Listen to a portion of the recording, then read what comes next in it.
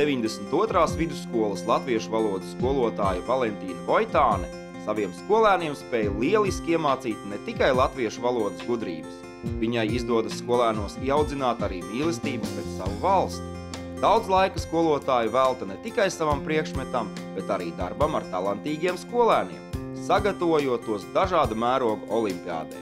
No skolotājas Voitānes staro optimisms, enerģija un sirds siltums. Ļoti sirsnīga skolotāja. Viņa ir tā patriots, ja? Sava valsts, sava skola, un ir liels cilvēks ar lielu burtu.